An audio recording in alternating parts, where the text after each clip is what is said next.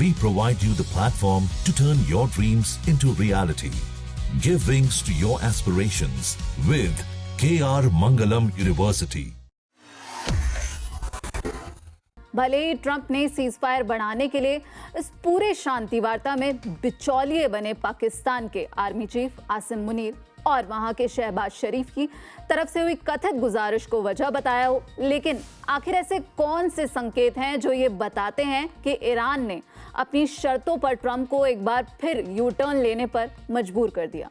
इसकी ज्यादा जानकारी के लिए हमारे साथ आज जुड़े हैं विदेश मामलों के जानकार संजीव श्रीवास्तव जी, उनसे जानेंगे। सर, यहाँ पर ट्रंप की तरफ से जो सीजफायर एक्सटेंशन किया गया, क्या राष्ट्रपति डोनाल्ड ट्रंप ईरान की शर्तों के आगे झुक गए? देखिए, मुझे नहीं लगता कि राष्ट्रपति ट्रंप झुके हैं,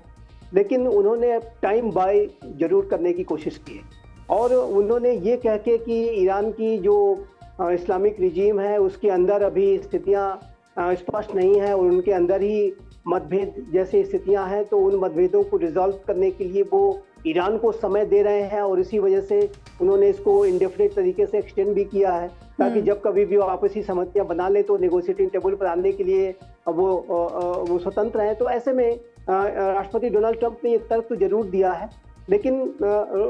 ये ऐसा तर्क दे करके अमेरिका ने स्वयं अपने लिए ही कुछ टाइम को जो है बाई करने का कार्य किया और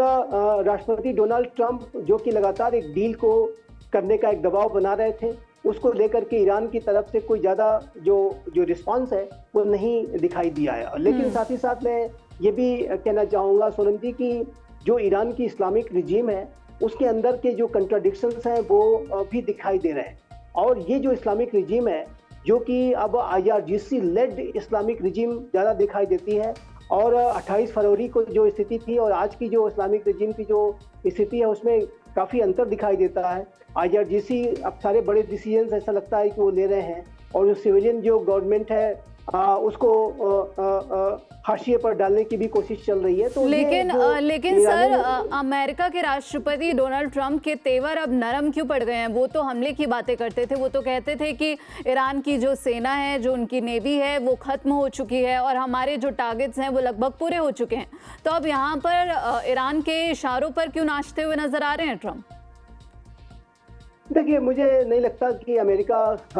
कहीं से भी ईरान के सामने झुकेगा, क्योंकि अमेरिका वहां पर ईरान के समक्ष झुकने का उसके पास कोई ऑप्शन है नहीं। और ईरान के साथ यदि अमेरिका डील को करने की बातें कर रहा है तो उसका कारण बहुत स्पष्ट है कि ईरान की इस्लामिक रिजीम को अमेरिका ने काफी क्षति पहुंचाई है। लेकिन साथ ही साथ ये भी स्पष्ट रूप से दिखता है कि ईरान की जो इस्लामिक रिजीम है वो अपनी अनेक ऐसी बातों को जिसको लेकर के अमेरिका उसके ऊपर दबाव बना रहा था कि उसमें उससे परिवर्तन लाना चाहिए, वो परिवर्तन वो नहीं लाया है। जैसे कि स्टेट ऑफ इजराइल के प्रति जो ईरान की इस्लामिक रिजीम की जो नफरत है की जो भावना है वो अभी भी बनी हुई है। आतंकवाद को सपोर्ट करने की उसकी नीति है वो आज भी कायम है। अभी आप देखिए तो जब इजराइल ने हिजबुल्लाह के ऊपर हमले शुरू किए तो ईरान ने शर्त रख दी कि जब तक आप हिजबुल्लाह के ऊपर हमले नहीं रोकेंगे तब तक हम बातचीत के लिए नहीं आएंगे। और ऐसे में जाहिर है कि आज भी ईरान की इस्लामिक रिजीम हिजबुल्लाह जैसे आतंकवादी संगठन को अपना सपोर्ट दे रही है, यानी कि आतंकवाद को अपना सपोर्ट दे रही है। यूरेनियम इन्वेस्टमेंट के ऊपर ईरान की इस्लामिक रिजीम कोई कमिटमेंट नहीं दे रही है कि वो उसको छोड़ेगी। तो ऐसे में मुझे नहीं लगता कि अमेरिका अपना दबाव कम करेगा। अमेरिका वर्तमान समय में चूंकि उसने बड़े हमले करके उसको काफी क्षति पहुंचाई है, इसीलिए अमेरिका एक डील को बनाने का जो दबाव है उसके ऊपर बनाता रहेगा। देखिए, अभी अमेरिका ने ये तो सीज फायर तो एक्सटेंड कर दिया, लेकिन उसने नेवल ब्लॉकेट नहीं हटाया है और अमेरिका ने ये इस बात को कहा है कि जो नेवल ब्लॉकेट तब तक जारी रहेगा जब तक कि ये जो डील है वो ईरान करने के लिए तैयार नहीं हो जाता। तो इसलिए मैं सोनम जी इस बात को आपके दर्शकों के लिए कहना चाहूँगा, स्पष्ट रूप से बताना चाहूँगा, ये जो नेगोशिएशंस और डायलॉग की जो प्रक्रिया है एक लंबे समय तक चलने वाली प्रक्रिया दिखाई देती है। इसमें हिकअप्स आते रहेंगे, इसमें जो है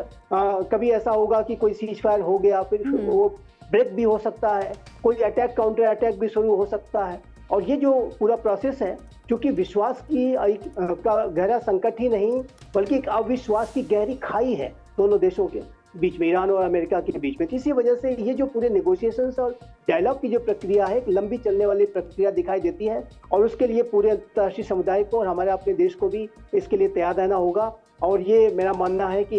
ये जो ईरान और अमेरिका के बीच का जो आपसी जो एक टकराव है वो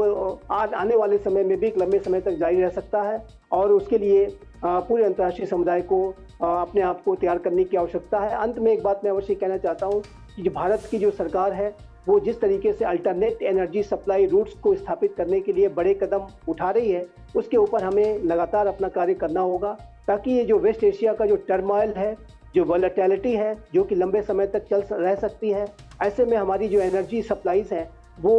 इंश्योर हो। उसके लिए हमें अल्टरनेट जो सप्लाई चेन्स के ऊपर, चाहे वो अमेरिका हो, चाहे लैटिन अमेरिका हो, अफ्रीका हो, ऑस्ट्रेलिया हो, यूरोप हो, अन्य जगहों से हमें अपने एनर्जी इंपोर्ट्स को स्थायी रूप से उसको करने के लिए सप्लाई चेन्स को स्थापित करने की आवश्यकता है और जो कि मेरा मानना है एक सरकार इस दिशा में तेज गति से कार्य कर रही है। बिल्कुल सर, भारत सरकार यहाँ पर मजबूत रणनीति, बिल्कुल भारत सरकार यहाँ पर मजबूत रणनीति और कूटनीति के साथ आगे बढ़ती हुई नजर आ रही है।